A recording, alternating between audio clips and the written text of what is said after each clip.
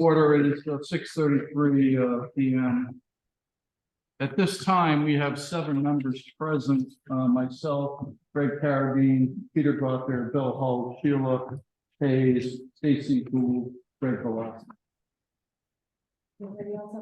There's nobody online yet. Oh, no, not for the committee members. So that's 7 members. I note that I know Cindy Beauregard contacted me that she would be late for this meeting. She'd be signing online later. Got some other school events, and then DeStasio, Christine DeStasio. I didn't hear anything about Mark, but if that's the case, but I know about those 2. So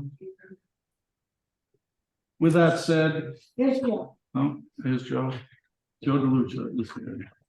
So I'll note for the record that the meeting is being recorded, and from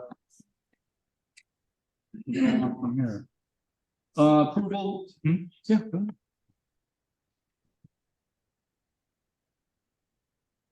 Approval of minutes from the previous meeting, February 27th. You should have them all. You were sent them earlier via email. Also, can I get a motion to accept? Motion. Moved by Joe DeLucia. Second by Greg Carradine. Any additions, corrections, or deletions? Peter, you weren't here. You're not here. So. Excellent. Yeah. Okay. All right. Note, of course, too, with the hybrid meeting, all votes are roll call. There's nobody online from the 2 voting members of the committee, so we'll start with Stacy. Yeah. Greg, Lassie, Sheila. Yes. Bill. Yes. Peter. Yes. Greg Carradine, yes. Myself, yes. Joe. Yes. Lucia, yes. 8. That's 8-0. All right. Is there any public comment? See any public members today? I don't know if there's anyone online. Anybody wishing to make comment?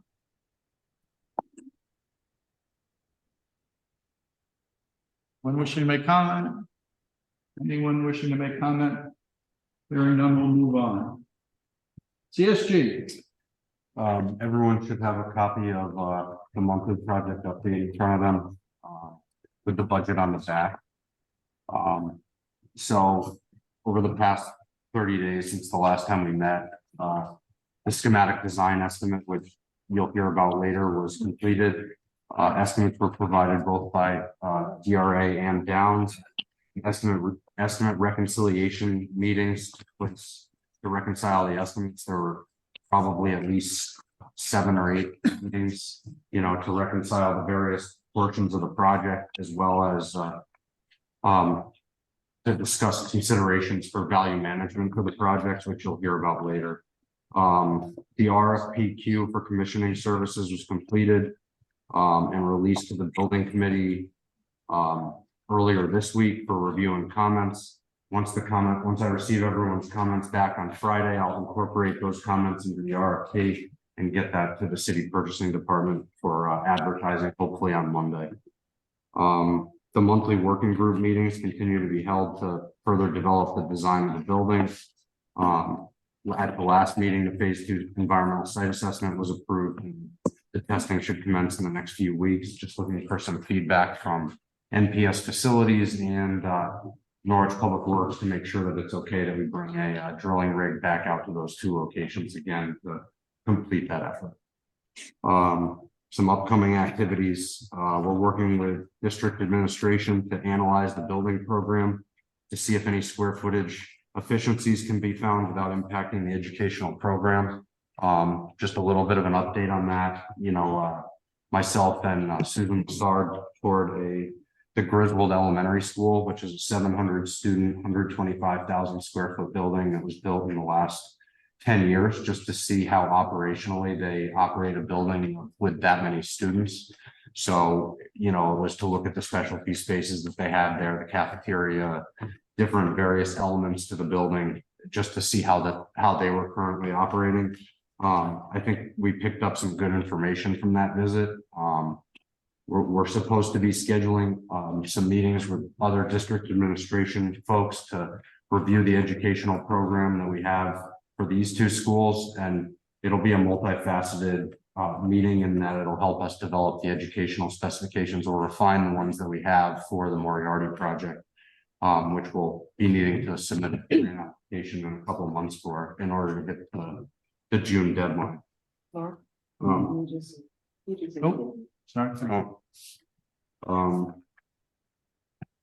Working group meetings for design development are ongoing. District administration has been inviting representatives from the district as needed, depending on the topics that we're discussing. The work on combining the parcels at Stanton or Greenville, my apologies, is ongoing. We haven't made a ton of progress on that, but from everyone that I've talked to, it doesn't seem like it'll be a major hurdle to get the 3 parcels that are part of that property combined. We have been working with NPU to understand utility connection fees. Currently, that's in our court. We need to get them more design details, which the design team is working on to facilitate the rest of the work that they need to complete the estimates for the utility connections. And then another upcoming activity, review and selection of a commissioning agent. Just for everyone's information, the way that the RFP for commissioning services was presented, we wouldn't need to do any interviews. There won't be a pre-bid walkthrough just because the nature of the work the commissioning agent would be doing would be commissioning the building systems in the new building, and no new building to see. And you know, I anticipate that we'll get some questions back regarding the scope for clarifications, which we'll issue as addendums once the package goes out. You know, the only other update that's different for Stanton is that we're working to complete the FEMA map amendment research. At this point, it's my understanding that the design team has everything they need to prepare a submission to FEMA and then ultimately the state for the needed map updates. I've been working with the city clerk's office and the tax assessor's office for maps and deeds and other items that are needed to complete the research to get those letters completed. And then if you flip the page over, the budget update is there. It's updated as of the invoice approvals as of last meeting. I haven't made any tweaks to the initial budgets. They're still based on the original grant amounts. Pending the outcome of tonight's meeting, likely I'll go through and update them based on the schematic design estimates. And currently, we've expended $676,877.06 on Greenville, and at Stanton, we've expended $681,589.77, excluding the invoices that are in for approval tonight, and potentially any costs that may not have been funneled through the committee. Bonding costs, I usually check in with the comptroller's office either every month or every other month just to incorporate any of the bonding costs, legal fees, other items that are just automatically approved by the city before they come here. And with that, I think that's well, I can give a quick update on Moriarty. That RFP is in development right now. We're looking at how to proceed with the grant application For the architect or the RFP is good for the architect. We're considering potentially excluding the conceptual design phase for those projects, just because we feel that there's enough information with what we have from the master plan. This go around to potentially get through that without having to, you know, go through a full conceptual design effort. What percent did you present then? What's that? Well, if the conceptual is normally like around 10%, so what? In the case of the state, I'd say it's even less than that. Okay. It's more or less just a building shape on a drawing, and then the enrollment's considered, and there's a couple other Square foot. it's largely based on square foot cost based on the market now, so And we know, we have the location, so we could give estimator, Yeah. location and from the master plan, the proposed location of the building, and they can develop estimate from that. and a lot of the characteristics that we're currently designing for the other two buildings in order to achieve parity will likely be in the new building. So from the standpoint of the mechanical, electrical, plumbing systems, they're likely going to be very similar. The roofing systems are going to be similar. So, and the effort to get a new concept design could take 3 months. And by the time we get an RFP out for an architect, it would be tight to try and get a new concept completely developed in time to hit the grant submission. And like Mike said, we know the systems for the most part, based on the two projects that we're doing, and they're trying to be consistent throughout the district, so that way economy of scale. Yeah. This building. And I think that's really the I guess the only other update is that we'll be meeting with district administration on Friday to begin the conversations about the potential, the redistricting effort and who's going to occupy these schools when they get completed, so that we have a better idea as to how that would go. Because as part of the estimate for one of the value engineering items that will be discussed later when we get through the estimate was the potential of moving the students out of the very end portion of the standing school where the portable classroom is near the sewage ejector pump. I believe it's all kindergarten or first grade classrooms and 4 classroom bank at the very end of that building, as well as some type of an intervention space and a portable classroom that's attached at that corner. We're looking, the construction manager is looking at all the logistics of how the building gets built in that close of proximity, and potentially there could be some efficiencies if we're able to occupy those 4 classrooms and do a portion of the building demolition early to facilitate the construction that'll be that close to. The reality of it is we don't know at this point whether or not that would even be feasible based on the enrollment that they have there, or how that would go. And that's another topic for the meeting on Friday when we begin discussing the redistricting effort. Okay. Anything else? That's it for me. ERA.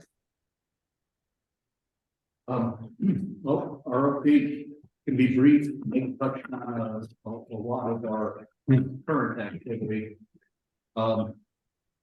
First and foremost, since our SD submission, a lot of activity around the reconciliation of the budget. So meetings that took that time and effort.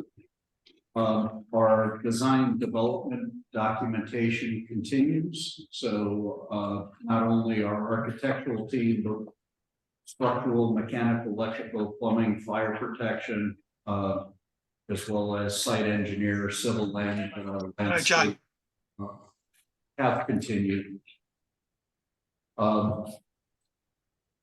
As Mike mentioned, working group meetings, we have continued with the Thursday afternoon working groups as part of design development.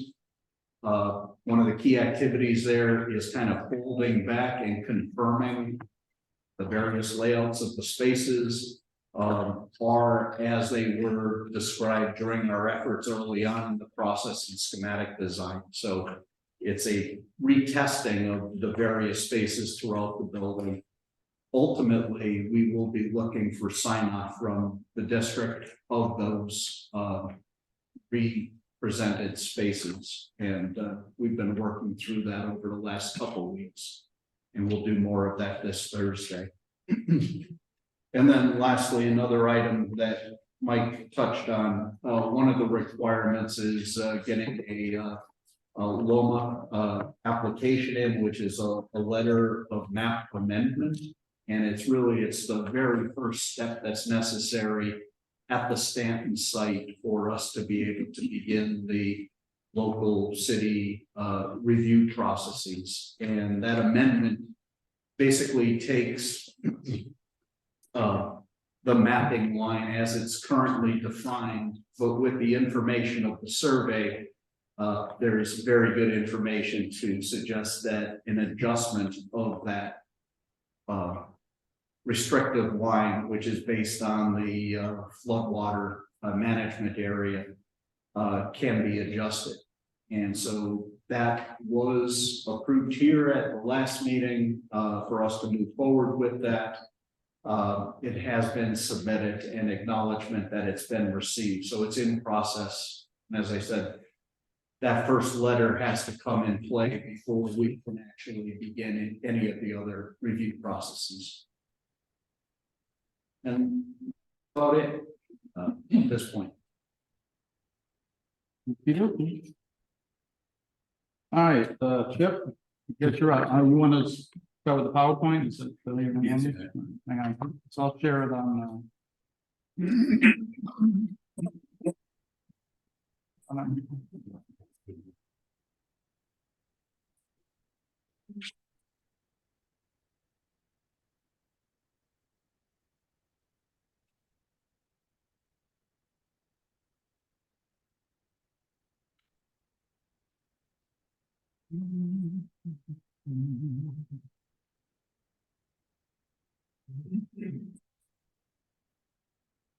Right.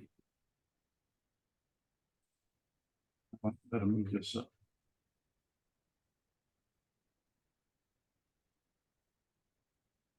So I have to change this.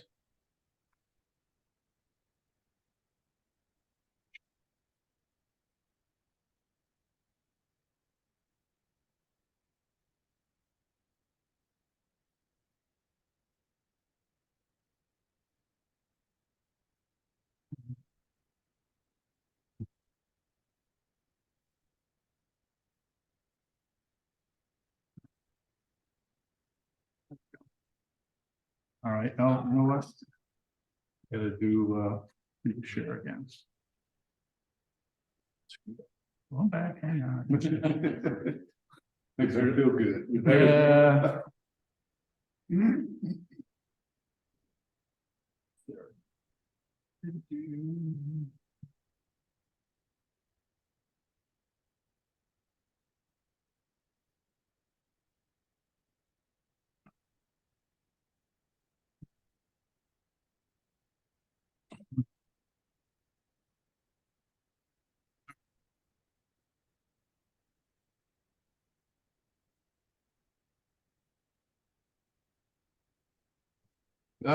Okay, great. Mark, I'm gonna go ahead and start it off. Jeff Anderson, Down Construction. Good to see everybody in person again. I know I haven't seen you all since probably the interview. I've been on most of the Zoom calls. You know Chip, of course, who was here last meeting. He runs involved with our pre-construction as a senior estimator. We also have Ryan Patrick, our estimating manager, and Kevin Blanchett, our senior estimator, on the Zoom call to participate as necessary. First and foremost, we thought it made sense to put together a slideshow and PowerPoint to try to organize what is a significant amount of information to try to condense, obviously with the understanding that we have substantial backup to be able to provide. So a lot of the paperwork that you see around you tonight with the Downs logo on it and shared logos with the rest of our team members. We're starting, of course, with the PowerPoint presentation that we actually have hard copies of so that we can follow along. First and foremost, we developed this slideshow really. Just for the record, Mark Poulos just arrived. We developed this slideshow in a really collaborative team effort between CSG and DRA and of course Downs. The first slide that you see up here is what we felt was important to, paint the picture of how we got from point A to point B, in a brief manner. Talk about the history of both of these schools and what brings us to, the current level of documentation, completion of the schematic design set, which we prefer to say 25% complete, done, with the documents, at this point. So with that, I think, it makes sense, as most of this information was pre-downs, if you will, that CSG in conjunction with the RA just provide a little comment on a history recap for the committee. Do you want to start that off? Sure, I start with the top line there, development of the master plan. December of 2022, through that effort, able to identify square foot targets for the buildings, selection of various sites, identification of an idea of first few projects out the gate. And that information was compiled into an overall master planning presentation. The next line item, I think, actually moves on to the folks from CSG in terms of development of conceptual schedule. So, at the time that the RFP came out for the owner's rep services for the project, we had taken a deep dive looking at the overall master plan program that you had provided to us as part of the RFP response. And we had provided an alternate schedule to you as to how we felt that these projects could be run in an effort to both try and level the amount of trade contractors that were going to be needed. Originally, the original master plan contemplated having 3 schools in construction at the same time. And then we had provided a more staggered approach, with the first 2 being Greenville and Stanton going basically in 2025, and then 1 year later, the Moriarty project going after that. The original conceptual schedule, and correct me if I'm wrong, folks from DRA had the first 3 projects, Stanton, Greenville, and Moriarty, all going simultaneously from the very beginning. We looked at that, and based on the time frame that we had from when the conceptual schedule was presented, everything basically needed to be shifted just a little bit, because they were looking at opening buildings in December, and based on where we were with the schedule in regards to the preliminary work that was needed to bring the architect and everyone on board and get the grant applications and everything completed, it needed to be shifted a little bit. So, in doing that, the budgets that were provided in the master plan, and this, they had basically escalation out until June of 2024. So now that, and we're going to get into a few more other items that have kind of gotten us to the point that we are now. It had left out essentially 1 year of escalation from the project, because by starting it 1 year later, the project hadn't been escalated to when we were actually going to start it. Additionally, there were some other factors that became apparent as we started. Some complexities to the site. I don't think anyone, including myself, could have ever realized that the back part of Stanton was a wetland. When we ran the original part of the grant applications, the requirement of the grant applications is a site analysis. That basically you look at FEMA mapping and some other Connecticut coastal flood mapping, and none of the area behind Stanley site showed up as wetlands at all. And there was very little, I don't even believe that the FEMA maps for Greenville showed any. There were a few, as a result, there are a few restrictions, some issues, one of the things, I think if you remember, when we first started, we noticed that there was a minor issue in the enrollment report. That enrollment report created some more students as a result of the pre-K as well, which kind of forced each of the buildings to grow in size.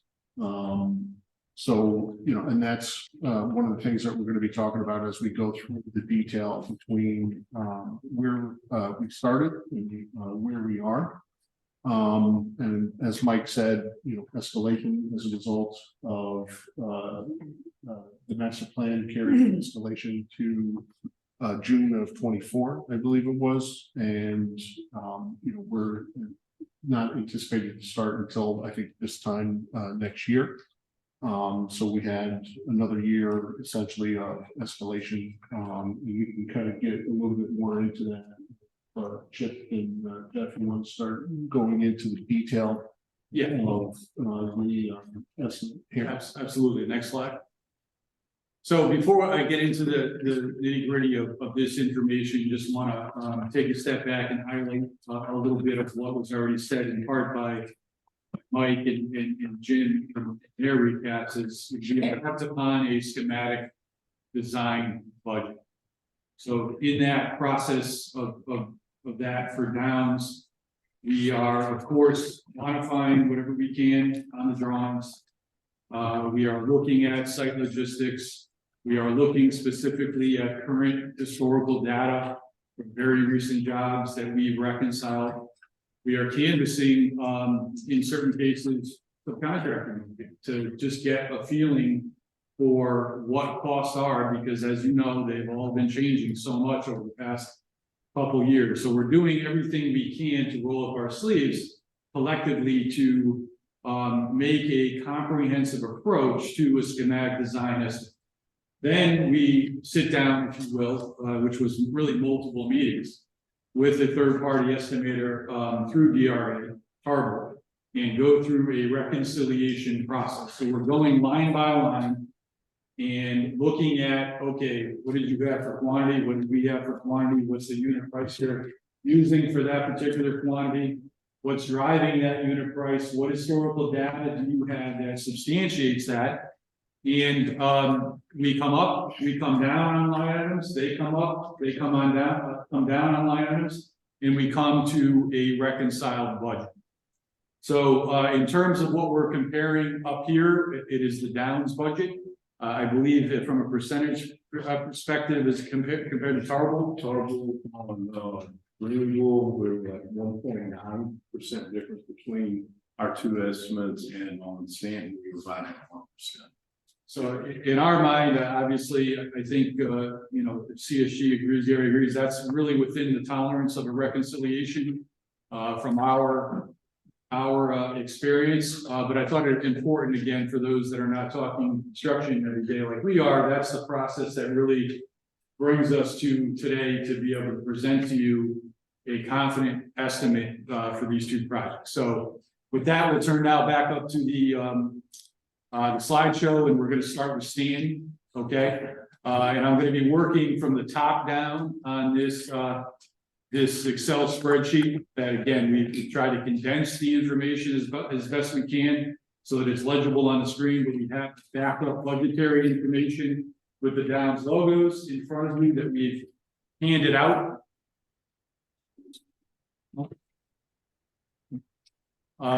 So first and foremost, when we're completing this estimate, we are anxious to understand the details of the original project budget, right? Because as your construction manager, we want to understand what was contemplated and why, and what we see today since we've come on board. So the top of this presentation on the screen here, really above that blue line, is showing what the master plan budget was from 6/12 of 22, including soft cost about 66 million. And now our reconciled SD budget at 73,625,000 compared to.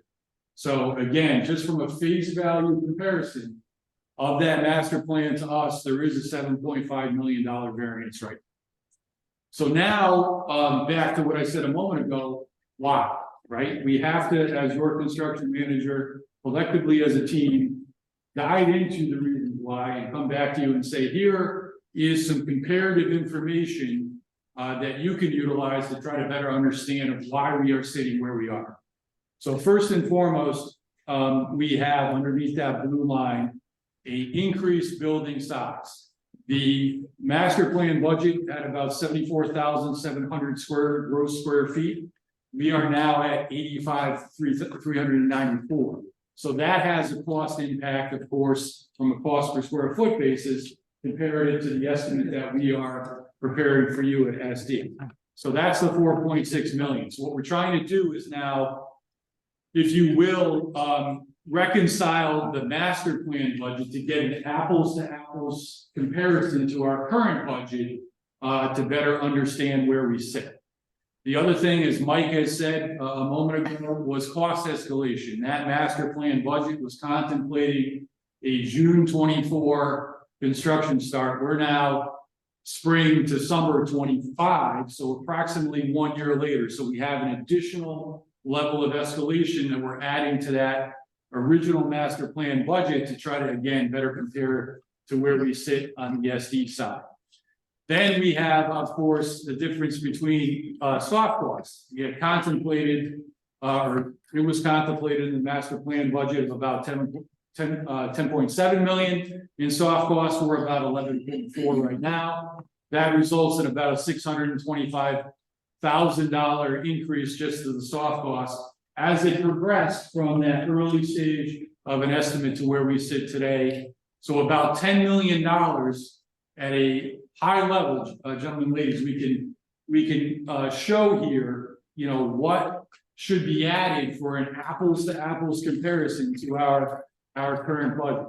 That brings, if you understand where I'm going, the master plan budget to about 76 million to a comparative estimate that we have now done at the SD level, again, of that 73.6 million.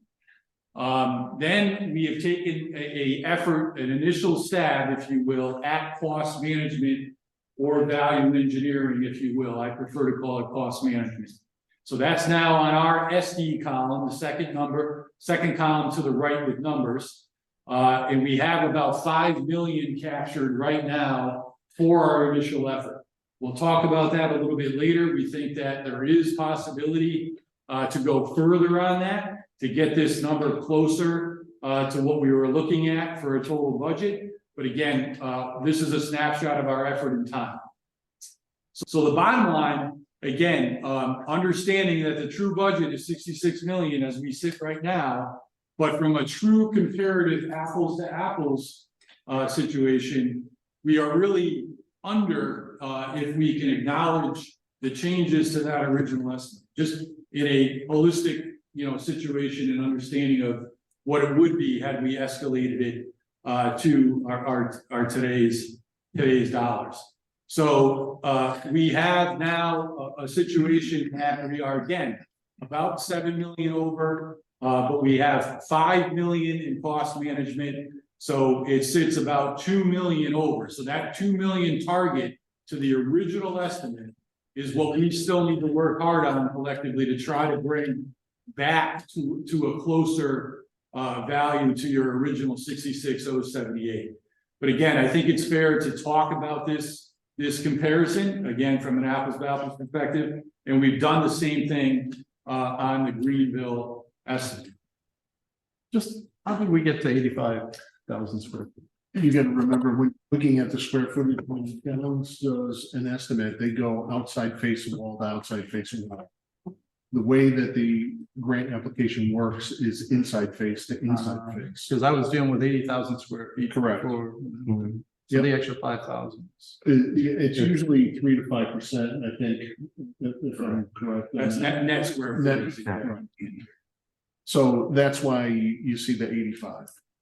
Now, with that said, you know, again, as Mike had mentioned earlier, we're looking to discuss this with the administration and see if there's some potential saving there to be able to squeeze that down a little bit further. And you remember where we started. Yeah, 160,000 square feet. Yes. All right, so certainly we'd imagine there's going to be some questions. I think it makes sense to get the budget on both schools. And then obviously we can fall back with some detail. So if everyone's agreeable, we can go to the next slide, which is the Greenville slide. Sure. So what's our confidence in the cost management? Well, I think there's some things there that have to be discussed. So on the Stanton side, there are some, concerns Mike had highlighted about how we turn over the brand new building, as it relates to the existing building still being fully, in its place. If you look at the site plan, one of the things that we've identified as a main concern is getting in the new driveway and the new bus loop, which sits in the footprint of that area of the existing building, in addition to some utilities that Mike had talked about earlier. And again, when we're in a room of construction people, we're saying, what from a constructability perspective will improve this? Well, obviously, the entire school being able to come down previous to the new building being open, which of course we know is not, but we understand that, but it's a conversation we have to have. And then the fallback to that is, can we take down a section of the building, as Mike said, to allow us to get that driveway in, get that bus loop in, and have a more efficient turnover of that building to Norwich and the kids and the students. So we have taken some liberties to answer your question in that cost management. We're not saying that every bit of that cost management as it sits right now can be accepted, but it's our effort that we have to present that to you for your decision. And there is the information back up here that we'll get to in a few minutes that talks about those numbers high level. The handouts that we've given you actually have comments off to the right that are from our design partners on their opinion of some of these cost management items, and then some comments from us that gets into a little bit into the weeds of why or why not on some of the acceptance of these areas. All right, so in terms of Greenville, we've taken a very similar approach to try to compare to you where we sit. Now, I don't think it's a secret by now that the Greenville site is a very concerning site as it relates to logistics and being able to build this building because of the grades that are out there and being able to cut into those grades to efficiently be able to access the new building and be able to construct the new building, which I know DRA has been going through for quite some time with you and others. So unfortunately, at a high level, I'm just going to go right to that blue line. We're looking at a job that's actually $22 million more face value to your original estimate. Now, we're going to talk about how we pull that back to some extent in a moment. I'm going to go through the same exercise again of, okay, let's get that original estimate, that original master plan budget, conceptual, if you will, as a more apples to apples comparison to what we're looking at from a more finished design from your design team now at the SD level. So looking at that first column to the left with numbers, again, we're talking about an increased building size, right? So additional square footage of a significant amount, over 10,000 square feet. The increased site work, just looking at that conceptual master plan budget on what was included for site versus what we have now for the reconciled estimate is an $8.6 million premium in itself. The cost escalation again from an additional year that we talked about at Stanton, the soft cost impact again. So, we're looking at nearly 19 million in just relatively clear scope change, if you will, as this project is developed here from those early conceptual stages, really bringing the job from a comparative level. Again, knowing that you have a budget of 60 million, but from comparative level, much closer to a logical understanding of why we are sitting where we are at about 3.2 million total. So now we've gone through another cost management exercise, but candidly, the site impacts on this job cannot be fully recovered through a cost management and value engineering process. And we're looking at a $4.4 million effort as we see right now. And again, from a comparative perspective, I keep stressing this, I know regardless of what we have here, you still have a $60.3 million budget. But from a comparative perspective, we were really on that escalated conceptual budget as compared to our SD from a strict data perspective, which I think is important for you to understand. Being said, we still, again, have that $60 million budget. We're saying 82. We can pull back about 4.4 from that. So we're looking at about a $78 million total project as compared to a $60 million budget. In our efforts to get further to that, I'm not saying they're not impossible, but I think it's not as optimistic as you would say. The opportunities are not. Yeah, the opportunities are not. They're not as great as they would be with Stanton. It's just the site is extremely unforgiving. Thanks, Jim. Yeah, agreed. More than double those site work alone. I think 7 million was part of the original estimate, and this is 8.6 addition. So one of the areas we're going to be looking at, if I can, and related to also what Mike had said earlier with these additional borings and looking at the rock and ledge on the site, is we have about 2.7 million in different types of retention of the existing site. So as the drawings develop, that becomes a little more apparent. Hopefully that's an area that we can have more exposed rock face and not worry about installing either a block or a cast in place retention system because of the large cuts that we have to have with the main driveway coming in from the upper site. And just from the upper gym site area down to the lower classroom section, that hopefully as that information starts to become more apparent as we head towards DE, to get some positive impact to those earth retention systems, and that helps in the overall overage that we're unfortunately looking at on this project. That all depends on whether or not the rock is solid enough so that you don't need the retaining wall, or if it's crumbling. Correct. So our 2.7 right now at a high level is assuming about 33% exposed, 33% block, and about 33% cast in place. That was done in conjunction with your civil engineer Langen. Following one of the reconciliation meetings, they marked it up. Sorry, SLR.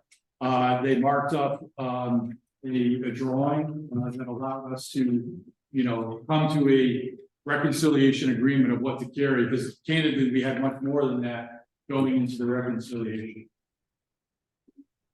Who okayed the square footage?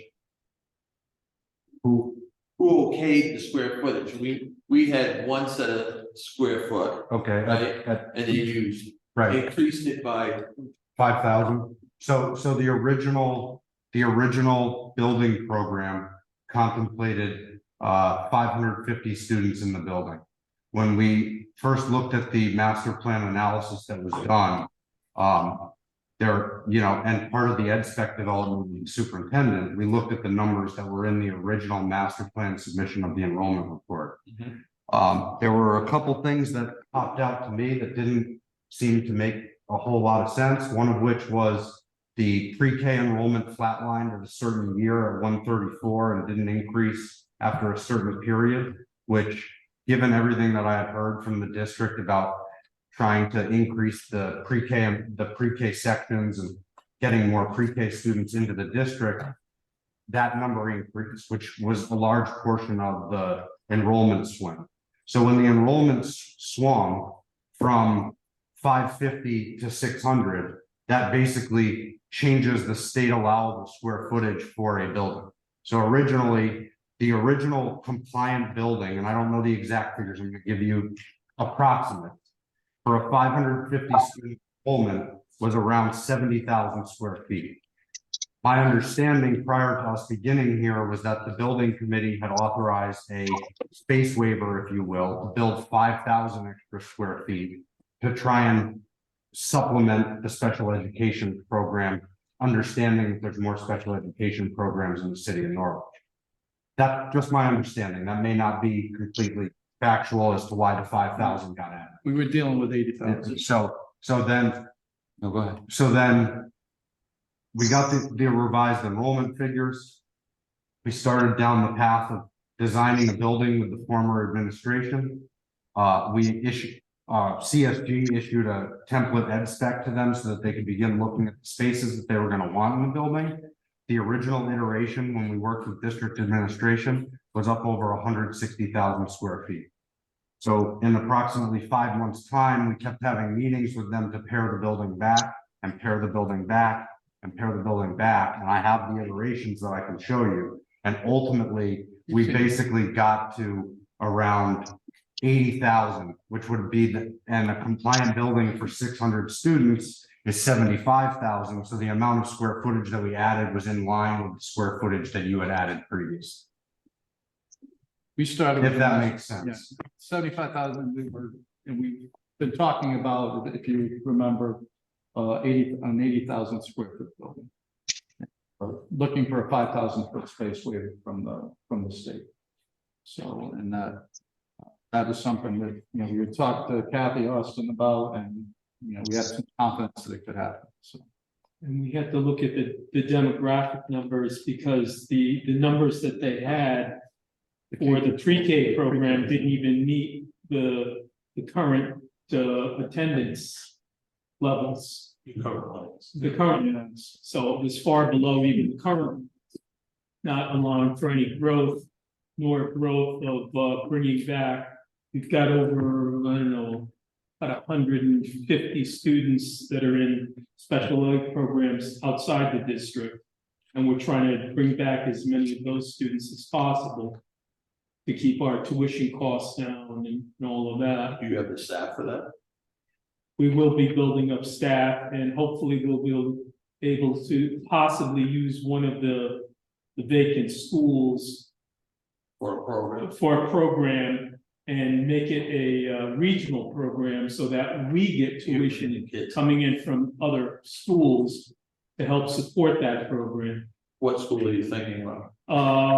Right now, the superintendent's looking at veterans quite possibly.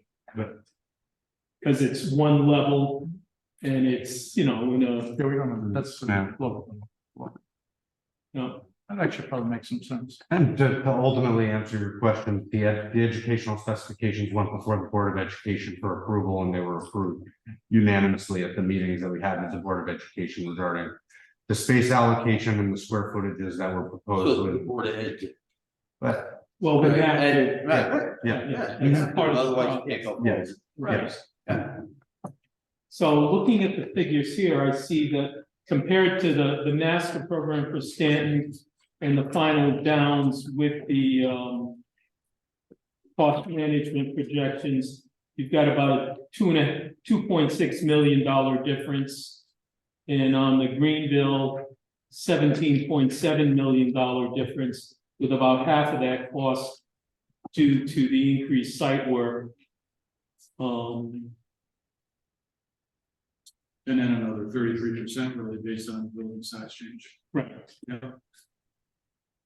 So overall, you're looking at a $20 million difference for the two school projects together. Yep. Joe DeLucia. So to add one more point to the conversation about square footage and enrollment, it was only 1 year ago that there was a lot of internal strife in the district about what pre-K programs we were even going to provide as a city. That was a budgetary, that was a result of last year's budget. So there have been a lot of wrinkles along the way. It wasn't like somebody didn't count correctly. It was, there's just been so many iterations about what programs we were actually going to have, and that has been somewhat fluid until now. Right, so, And we also got more funding from this. Good. but ECS costs For early education, early. But that's part of the grant, right? that's part of the grant, Yeah, yes, that's school readiness grant, right. right? so that aside, so I was reading through the master plan and you hit the nail right on the head. I know that we had, you know, again, this iterative process where we decided to start with 2 schools and instead of trying to start with 3. And I agreed then, and as I still do today, that was the wise choice. The wise choice was not to build 3 schools at the same time. However, it is what has the unintended consequence is what we're facing right now with the Stanton School, where it would be really nice if we had the ability to shift kids around district-wide and be able to build that building by tearing most, if not all of it down. That would have been available. I think that option would have been available to us to some degree if we had my Moriarty on the front end of this project, because that is another building that's going to be built away from the existing building, far enough away from the existing building where the 2 won't be in conflict with each other. So I'm going to say this, and I don't know that it's even feasible because of you know, the costs that would be involved. But let's just think for a moment.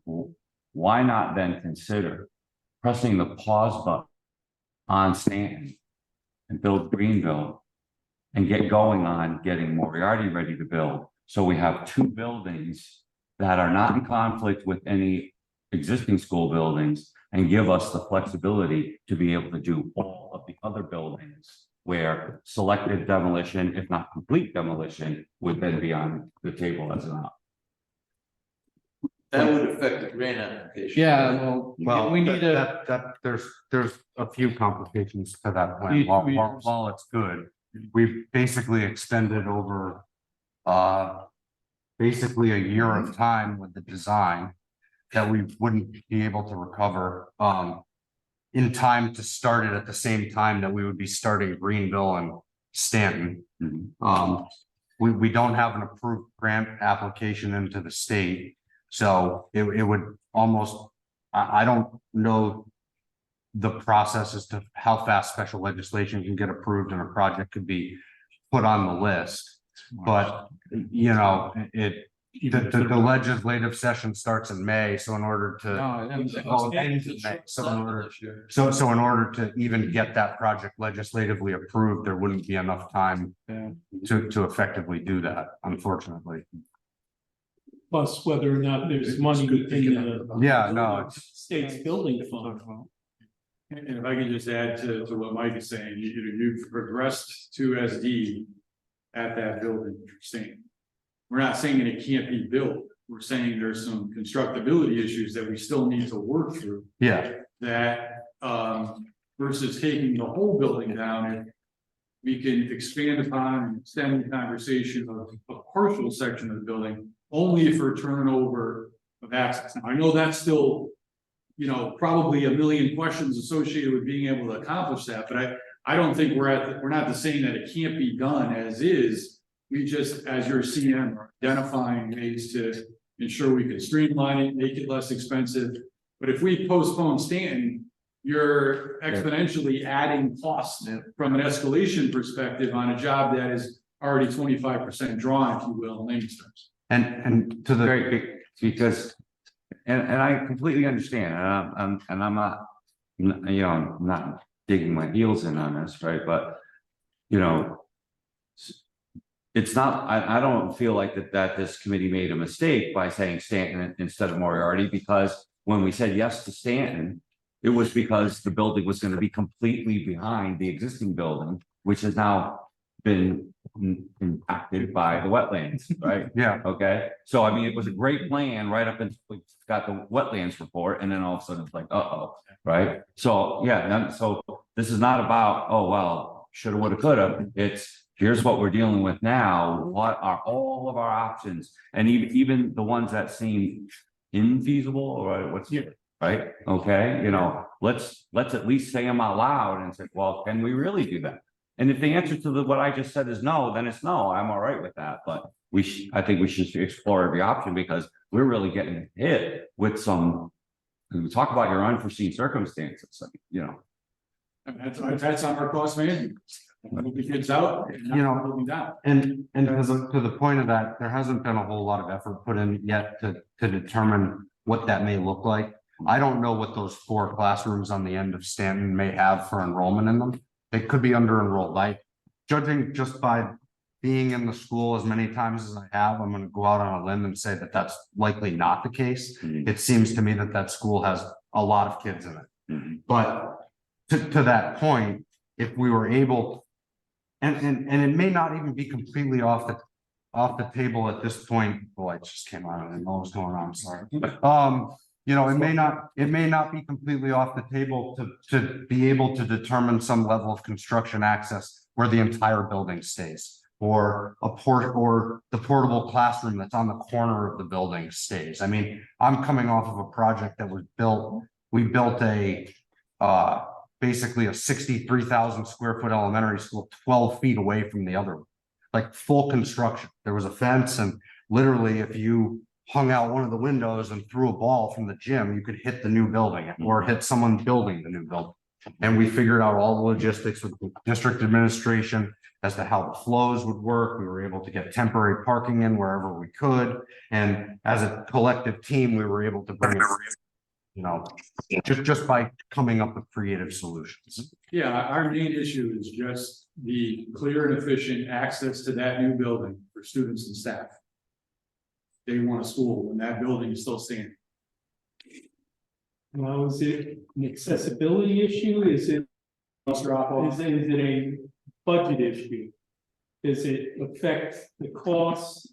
Can it lower the costs either through increased or quicker time of construction?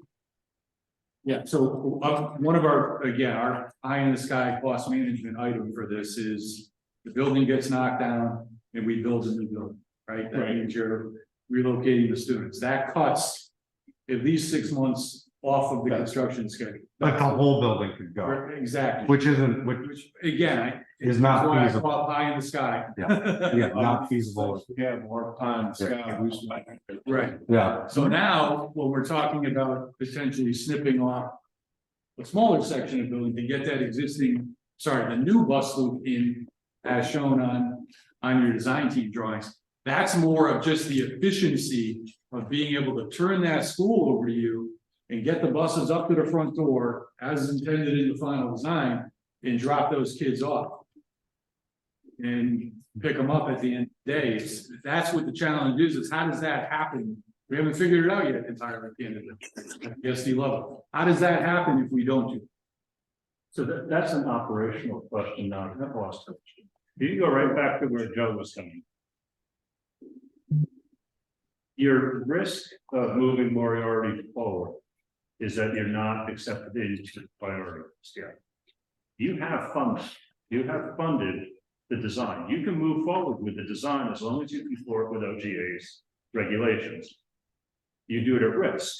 If OGA denies putting you on the priority list, you absorb that. Which would be a massive. So that's a cost. Then you've got a time to bring an architect on for that project. So the advice would be that you move Stanton along anyway, get the documents done with the intention of speeding Moriarty up. And if you get Moriarty to that point, you then bid it and build it and hold Stanton aside. And unfortunately. So your comparisons back and forth now are, what's your savings of being able to build Stanton without the existing building in the way? And what's your savings of moving Moriarty forward on your schedule? So you're going to avoid escalation on Moriarty, you're going to avoid increased construction cost at Stanton, but you're going to increase construction cost at Stanton because you're going to push it back. So Actually, even more expensive. right, so you pull Moriarty forward, you'll build the easier building sooner. So you'll avoid the escalation cost of Moriarty where it's in the schedule by pulling it forward, but you'll be working at risk until you get onto the priorities. So at the end of the day, it's probably a wash. But you want to know that it's but it's probably not worth the effort. And the reality of trying to accelerate the design phase to any reasonable level at risk is not going to be an easy task to do. Just the engagement of getting the architect on board. I mean, that if that process started tomorrow, It's gonna start pretty soon. well, yeah, but But sooner than planned. And that's when stuff goes sideways, right? I mean, yeah, That's right, because it's not just the risk of 67% versus 80%, but it's also the risk of you push this building through and now there's something dreadfully wrong and it can't be recovered from without tons of money being engaged. But, right? but you're spending your money in the wrong place, because Stanton is 10% of the cost overrun. The real cost overrun, 90% of that 20 million is in Greenville. And Greenville does not have a problem with an existing school there. It's topography, which you're not gonna solve by magic means. and to some degree, once the Stanton and Greenville schools are open, the efficiency that you gain on everything else Yeah, flexibility. is the flexibility. You could essentially close, I believe the enrollment would support closing 4 schools once those 2 are completed. And then if the 2 that close are just throwing out names of schools that are next in the program are Moriarty and Uncas. Now you're starting basically with a clean slate, no students, no coordination and logistical issues, Right. you know. But we talked about that, Mhm. the likelihood or the possibility, not say likelihood, but possibility that we could clear both of those sites and build literally from scratch. The whole idea of, having the clean, I'll say clean site, Greenville built first, was having that option. So, you put, I keep on wanting to say beds. I know I've been joking with you guys about this, spent too much time working in prison. But desks, okay, you put, 597 desks and I mean, that's 400 would cover Stanton, and you'd have almost a couple hundred left over, and then not to mention the 600 in the other students. So It would make more sense to spend a little money to accelerate the Greenville project, get that built quicker. well, I don't think we're gonna get any quicker than where we're at right now. And, the same thing that Joe's looking for, to look for a space to put those kids. If you put the Greenville project first and build that, even say 6 months quicker or 4 months quicker. Yeah, I was talking to That, people. but Well, I was thinking think of possibly moving Stanton to Greenville, to the Greenville site, correct, and then, and being able to, but that would delay that. Then you get into the law of diminishing returns, because Right. now you're moving the shells all over the table for a little bit. And Right. when the grant application ultimately gets approved for Stanton at the end of the legislative session, there's a 2-year window to actually start construction before the grant. Yeah, I was. And then that we'll was be the plan. up against another time restriction. I think, Mark, I think the problem is the trade-off is, can you get Stanton out of the way, do you save enough money to do it? And if you can't answer that question, I think there's more money to be saved in the escalation costs than there Yes. is in Yeah. moving the kids yeah, around. the idea of logistics on a site to build a school can be addressed, as everyone on this side of the table has done a zillion times. And there's other logistical to accelerate the Greenville project. It's a lot of extensive site work, and these guys from Downs can probably explain that, it'd be one thing if we were just trying to accelerate the building by, altering the schedule and the site was already cleared and ready to go. But once you start, I mean, there's 30-foot cuts through rock on that project at this point, that's going to take time. There's, I mean, the water retention issues Yeah. and stuff like that. Mhm. I mean, we can't just run the water on the Greenville site, but, you know, runoff Yeah. into the sewer system. We can't connect Yeah. to a combined sewer system Yeah, with both of it. So they've got to retain the water in the design. They have to retain the water on site, and that's another pickup. We talk about site, you know, costs and stuff. That's, you know, that's a contributing factor. Also, obviously, the rock, the wall piece is a big piece, but there's a lot of stuff going on. and I don't want to waste committee's time, but I'll just switch hats for a moment, put my educator hat on. Right, one of the challenges I immediately had as I thought my way through this before this meeting was that, okay, as an educator, the disruption to the kids in the district. Because now, if you moved, let's just say my idea saved us tons of money, or even a little bit of money, right? But now you're moving the kids one extra time, right, in their elementary school experience. Yeah. You know, and there's no way to quantify what that disruption does to their learning. Right, so I get it, but I wanted to at least say it so we could talk about it, and it wasn't just stuff rattling into my head. Should we go to the next slide? So for the purposes of state, Well, we got Greenville. I really do go back to this. It's just to. We talk state for a moment.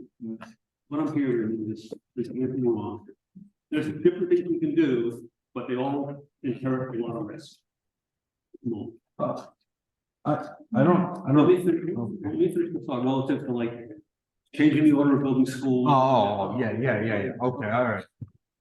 One thing I heard was, what we can potentially do is remove some standing infrastructure so that you can have more space to work with. And then you're also working on the floodplain, right? Issue, to open up some space. Yeah, the floodplain issue isn't going to open up any space, it's just Yeah. going to allow Okay, I us to just build. wanna- okay. Yeah, it's been a part of the process.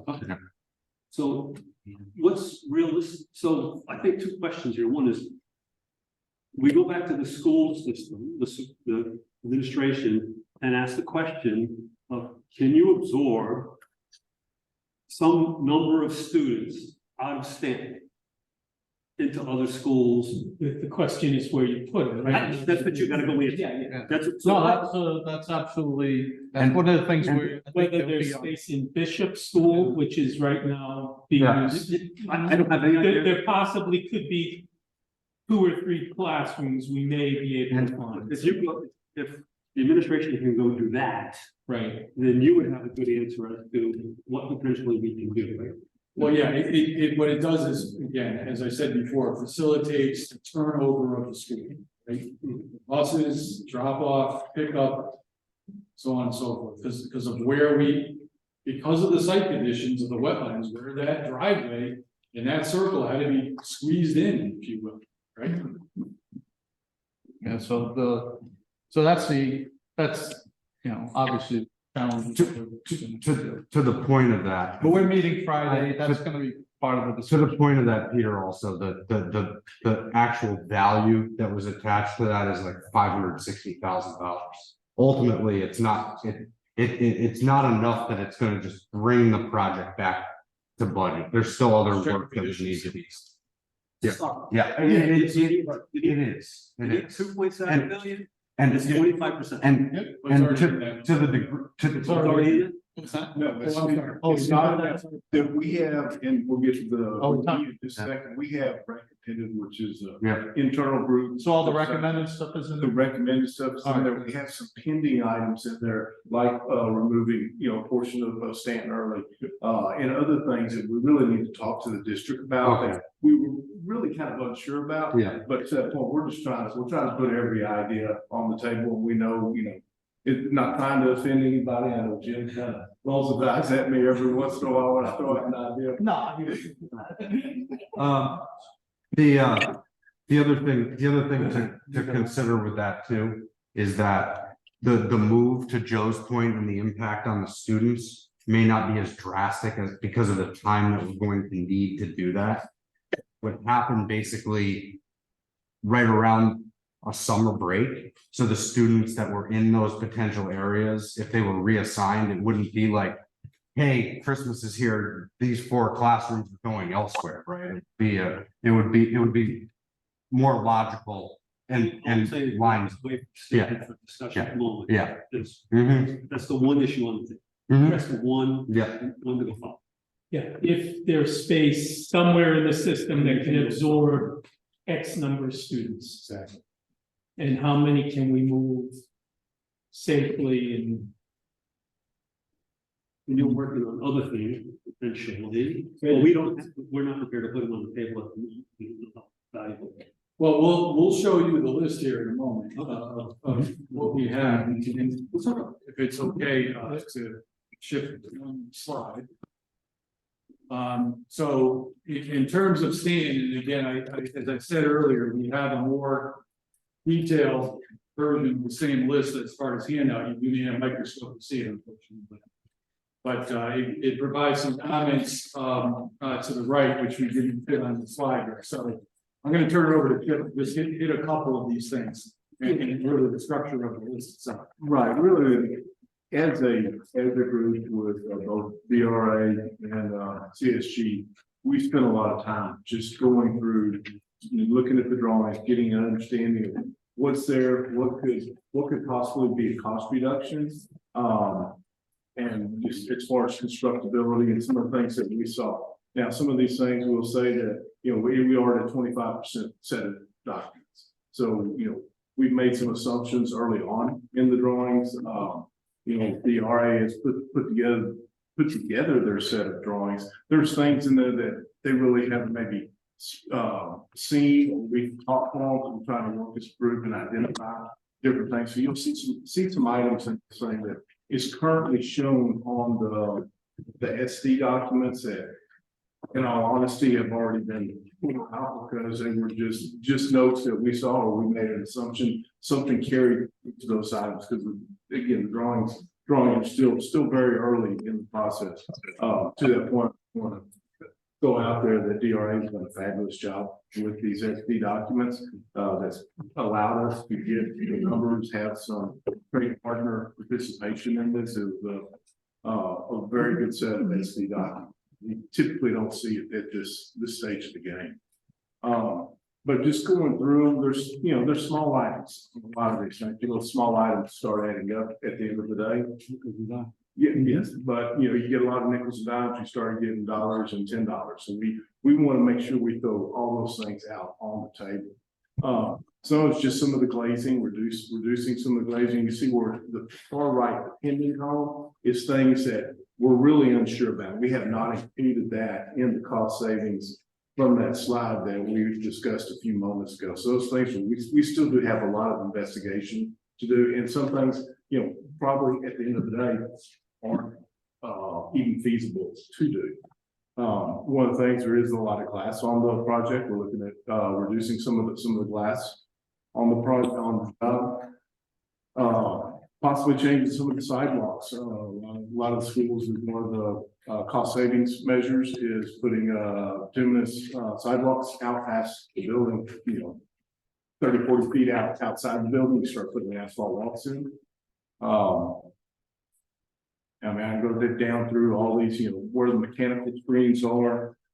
We may or may not need them right now, depending on view lines and where they're situated and what may be on the backside of the project, specifically, kind of standing where there's nothing behind it right now except wetlands that's going to be built there. So there's options that we can look into that as far as reducing some of those. That's why it's still impending. We have a lot of work to go, or no, that one is recommended, I'm sorry. Sunshades, we have to have those. Bigger items, some curbing out on the site, looking at changing that. We have reducing the building square footage. That one is right now included in our cost savings. We believe we can get it down to the 80,000 square feet, which brings cost back down. Go on to the next slide. The information we're providing, are you expecting us to say yay or nay tonight, or this? I don't think I think it's something we need to all think about. We have a next step slide at the end here, and I think that's where we're gonna try to paint the picture of what do we need for decisions and where do we go. If they're gonna need something for design. Yeah, if I may interject, in order to keep the designers moving, there are certain considerations that need to be made in order for them to keep working through the next level. You know, just from a standpoint, if they're going to be elected, you know, Jim, you can maybe elaborate on that. The designers are going to need at some point relatively quickly to understand what they're going to be designing. Yeah. Be looking for a decision, you know. Would be great tonight, but Yeah. we know that it's thrown this. Or we schedule a workshop meeting or do it via. We get to a Zoom. You're saying a decision, are you looking a line by line decision, or you want the board to say, we agree to cut the cost? I just don't, it depends, we're doing a death by PowerPoint. I appreciate right. it. You're saying. Aluminum instead of You've done- titanium. Yeah. You've done a death by PowerPoint in 50,200. And I appreciate the efforts you've done, it's very granular. But you're looking for a global response, not, yes, the board approves items 1, 5, and 7. And going back to Mike's comment, what do you folks need from the board to continue going forward? The lever, I think at this point is basically what the designers need to continue with the design. It ultimately, it wouldn't fall on, you know, us to make it, us meaning ourselves and Downs to make a decision. It would be what Jim needs in order to keep his team moving forward.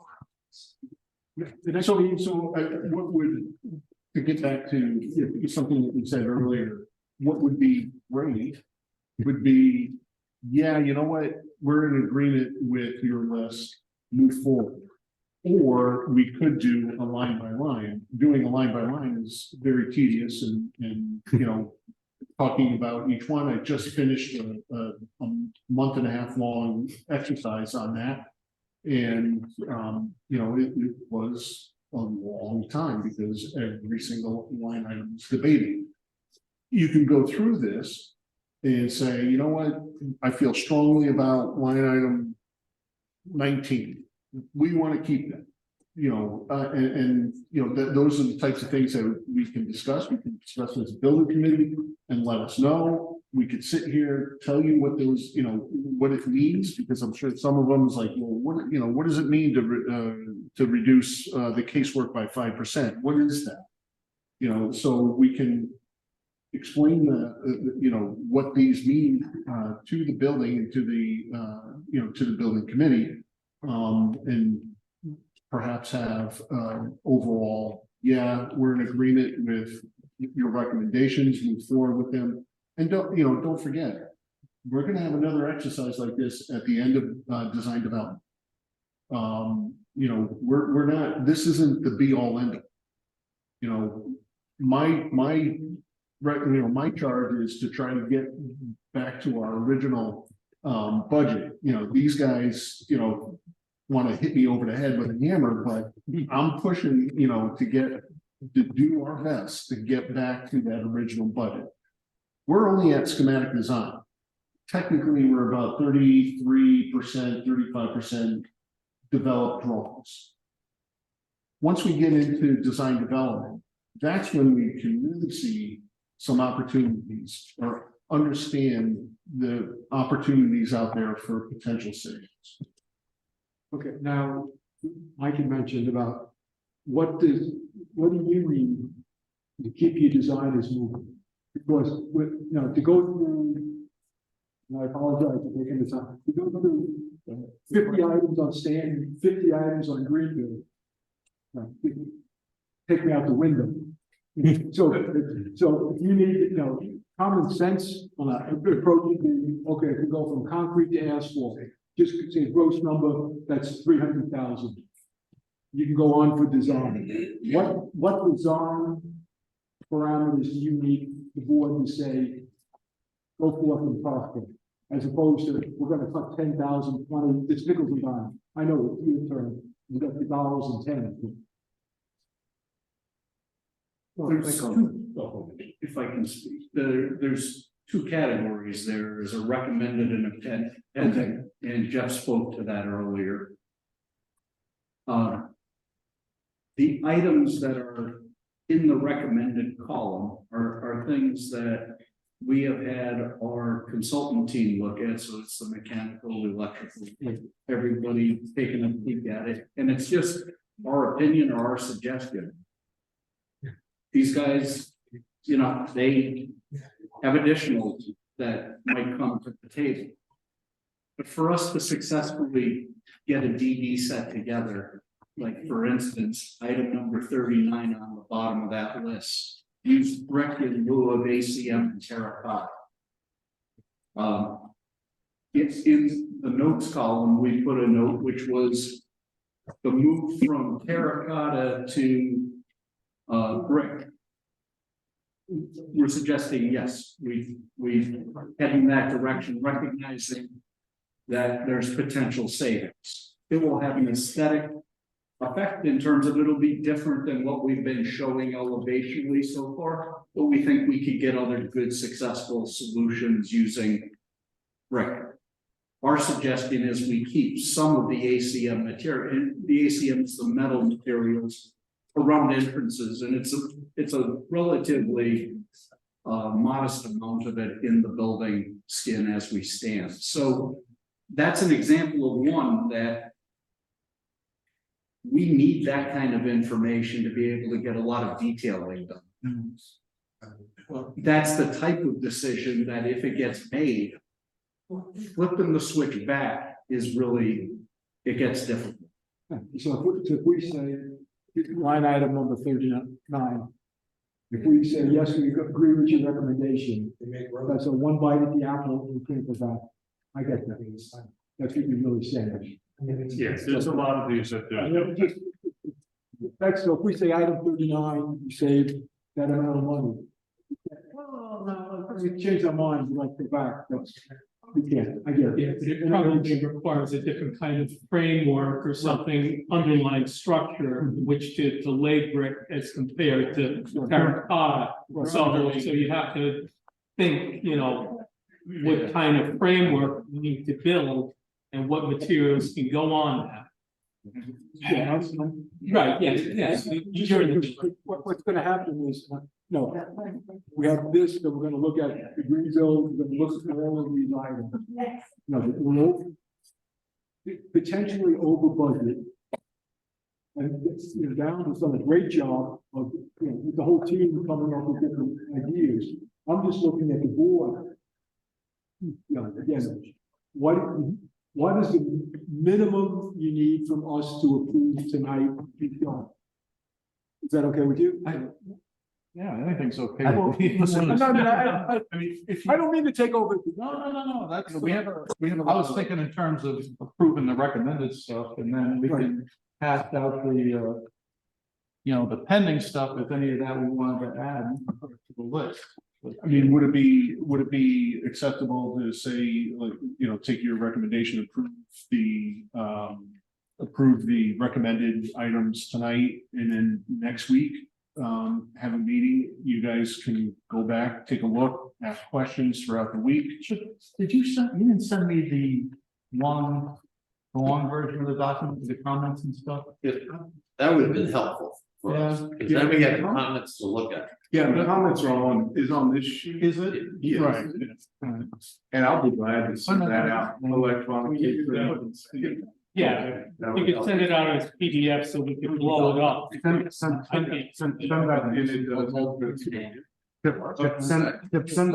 that to me and I'll get it. I'll just. Okay, I'll send you. I priority have, I'll send the most recent.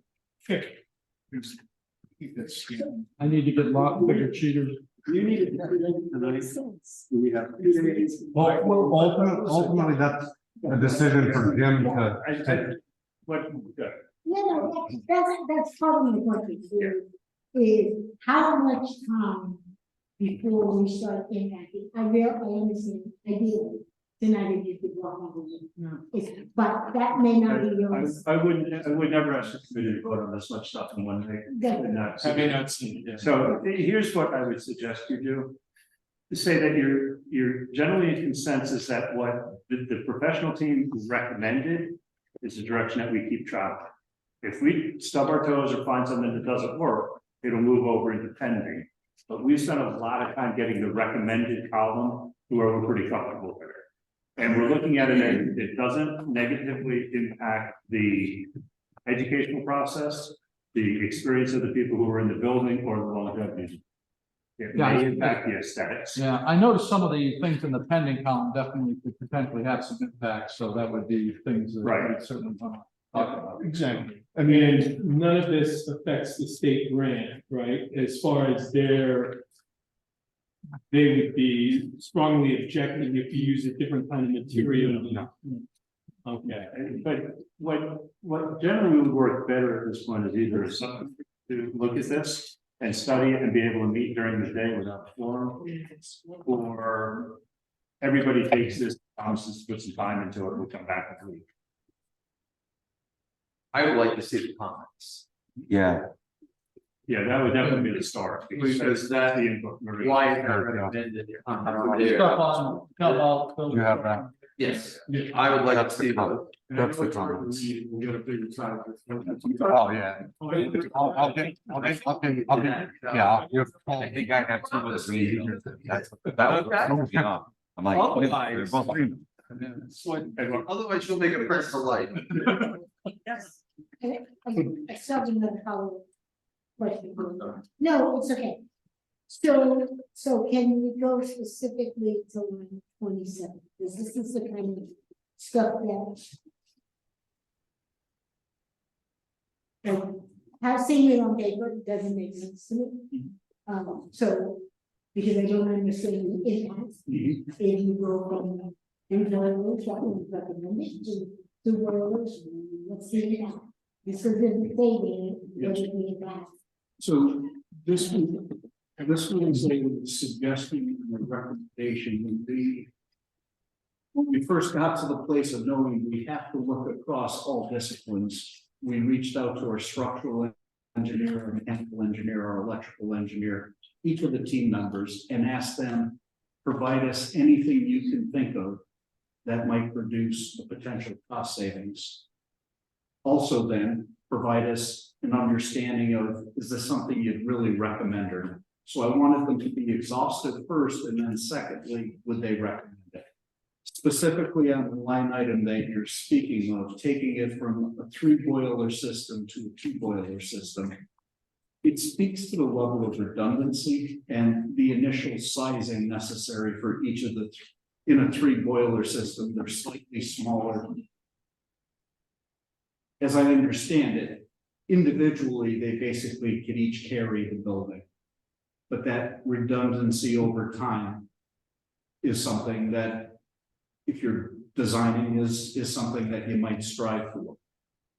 The 2-boiler system offers the same offering. It gives you redundancy, and it gives you the ability to run the entirety of the building basically out of one of the units. So although it doesn't have as much redundancy as the 3, it does offer the redundancy, which is one of the key kind of design concerns of the engineer. It's also, I can offer you a cost savings recommendation that we've taken on other projects with the same engineer. The 3-unit system was kind of a, excuse the terminology, a Cadillac system. And we're tapping it back to something which is still a nice vehicle, but it's not a Cadillac. It's not a usable. It's not a usable.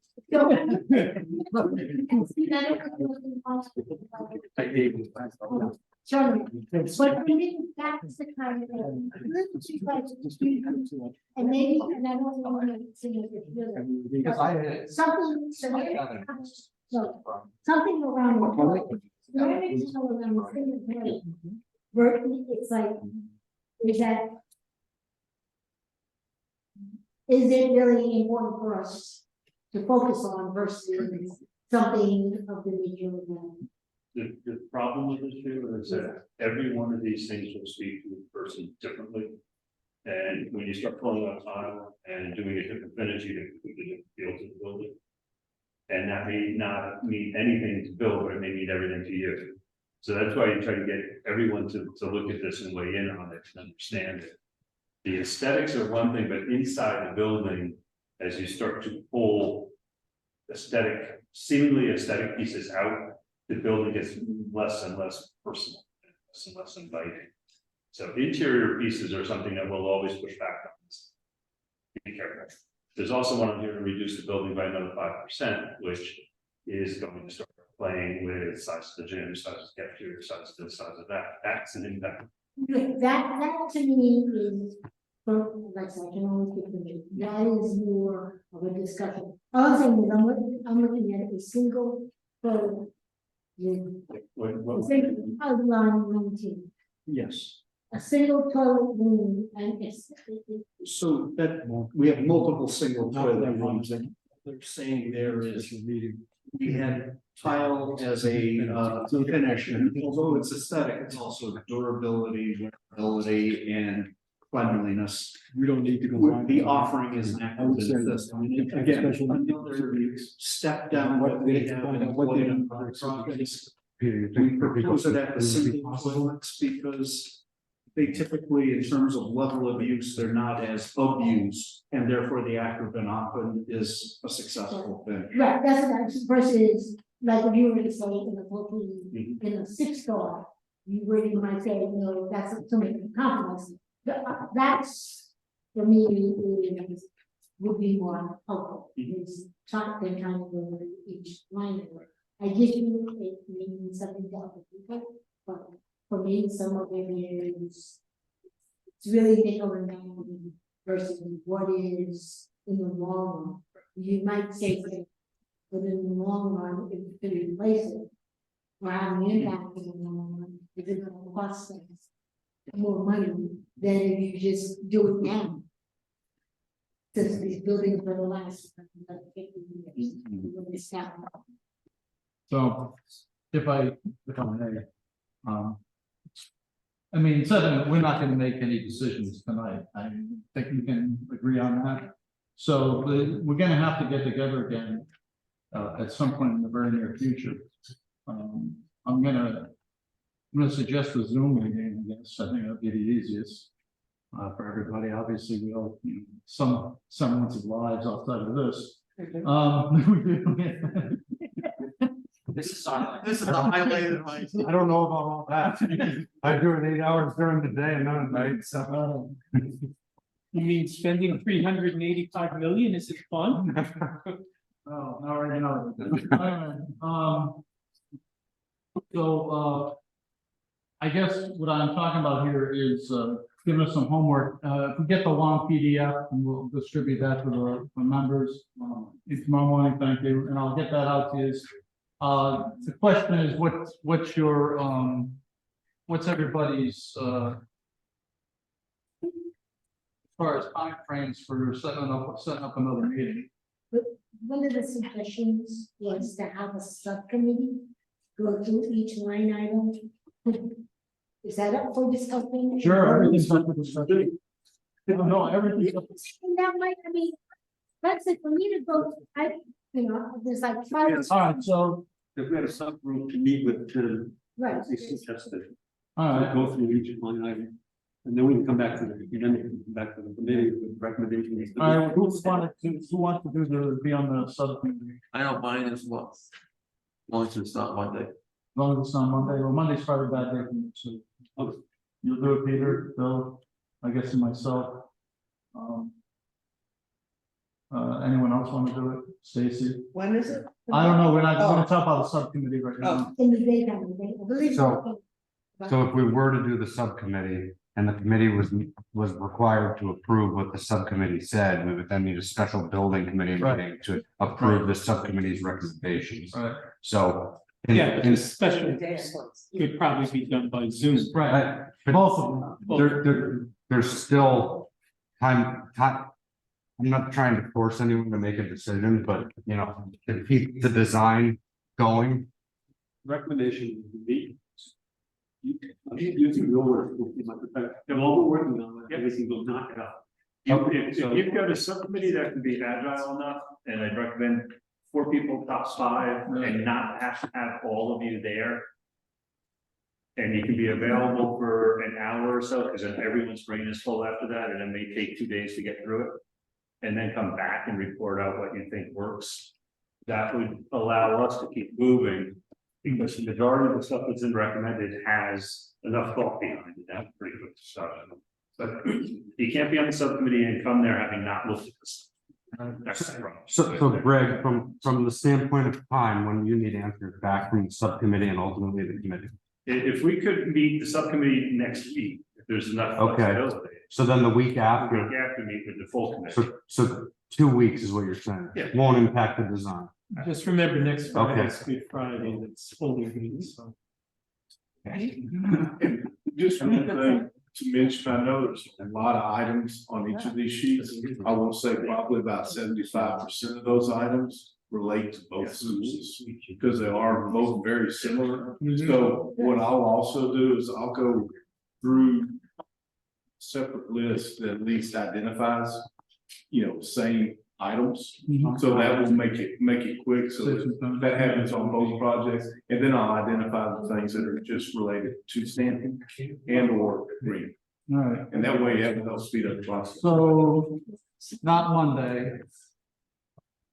But Wednesday next week, the 27th. What The time? sub, What time? what time during the day, right? We wanna, Do it in the morning. we can do it in the morning. Is that all right, guys? So you, I'm just checking my schedule. yeah, I'll make myself available. damn right you will. Or he won't sign your check. Just be 10 hours. What? For Mike. All right, Wednesday morning's good, 9? 9, guys? Here? No, I'll set it up on Zoom, Oh, you're gonna do it? yeah. I'll run it either off of my account or the city account. Oh, 9 a.m. any, All right, Stacy, you want in too? Stacy. Wednesday, Mark, right? Yeah, Wednesday at 9, Okay. for the subcommittee. Could I throw my name in there too, just? How many we got? 4, 5, yeah, I can do 5, no more. 5 better, because they're hybrid. Well, whatever. Doesn't come to that. All right, I'll set that up. All right, next thing is a full committee special meeting, No, we have. so.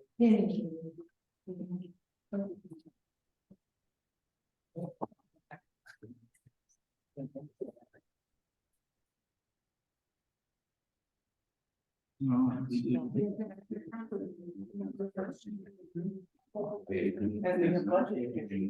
Yeah, I was just looking, luckily I put them in my calendar already, so I think Wednesday the 3rd is open. Second. April 1st, so Wednesday, you have to be. The 3rd, Is that a night meeting, like regular? yeah, I would do probably the regular time. That's 28th. Wednesday. Well, Thursday, 29th. well, that's if assuming we get through everything, Get through it. Thursday's kind of tough. You'll get through it. You'll have enough to come back and talk about.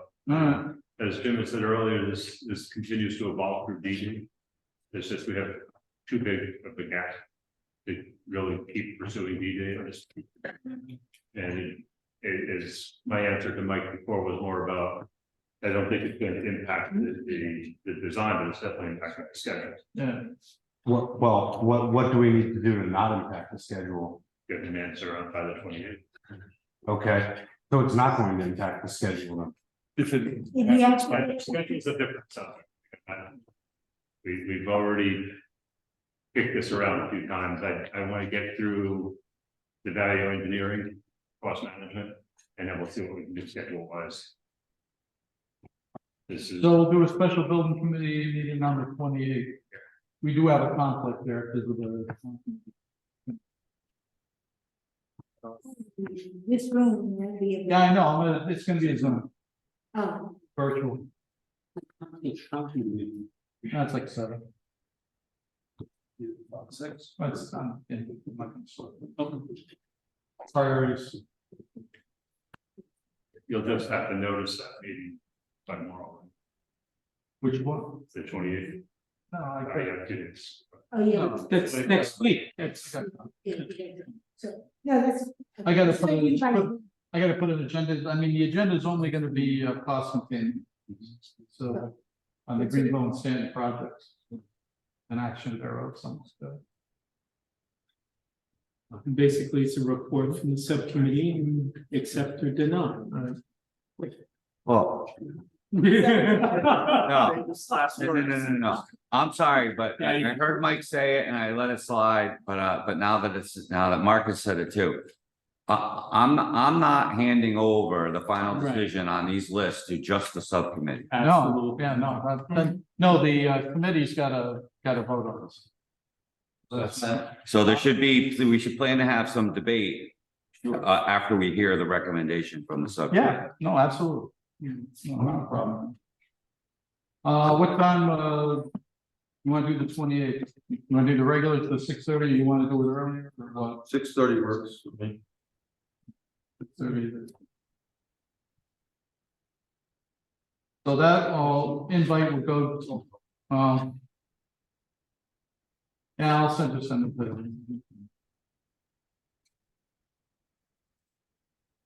Got too many damn groups.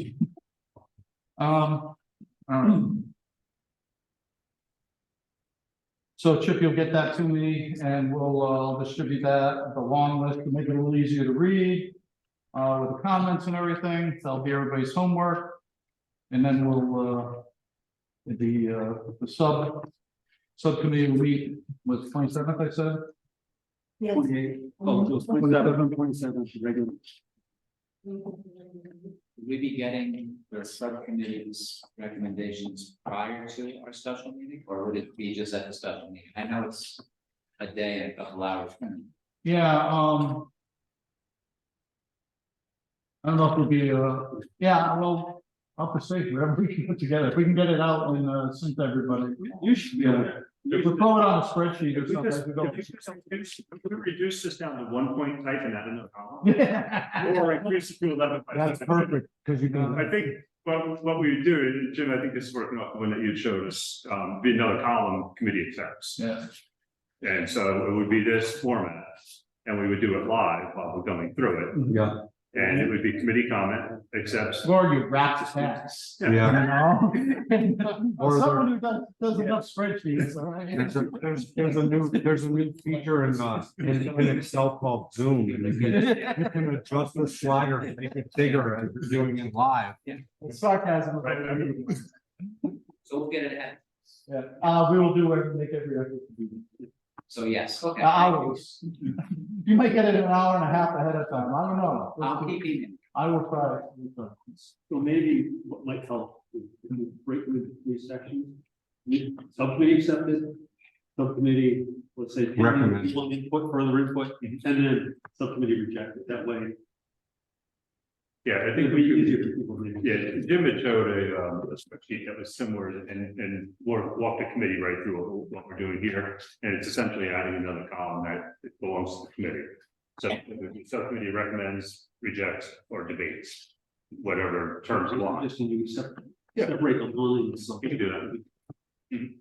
Yeah, because that would just be sorting by, run it all, sort it, and then get it out to everybody. But it really has to be out when we're done with that meeting, everyone says, okay, that's the end of the meeting, next week. Let's keep that, we're debating next. It's like this.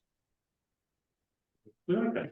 Oh, that's weird. It's like, It's on 11 by 17, you couldn't get the text any bigger. Text is about the same time, yeah. So, yeah, all right, so 1 item per page is great. See the subcommittee on the 27th. Man. And then we'll have a special, I think you said 6 o'clock, 6:30, 6:30 on the 28th. Those will both be virtual meetings. the agenda for the, regular meeting, the special meeting of the committee will be submitted as such. So, I'll set those up shortly when I get home. And we'll leave this in the dust for the moment. All right. Invoice. Something easy. Huh? Greenville, we need to have a separate meeting with Greenville. No. Discussion. No, one meeting for both. Yeah, on the, cost items. Yeah. There No, not the cost, just in general. No, I don't think so. They both suck. Well, once, Sorry. once have been. Yeah, one, yeah, no, I One, get it. If one is within the, the other is obviously problematic.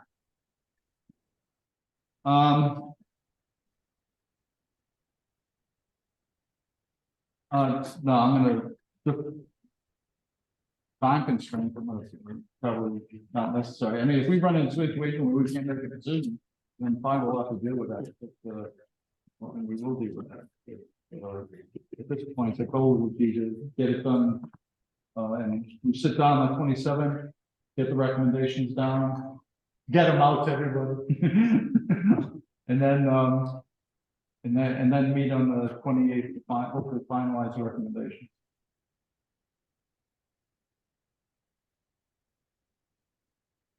All right, back to invoices. CSG Greenville number 12, $10,680.08. Move to approve. By Bill Hull, second by Mark Kulos. Any discussion? Let me just, I'm gonna stop the share here. Close this up.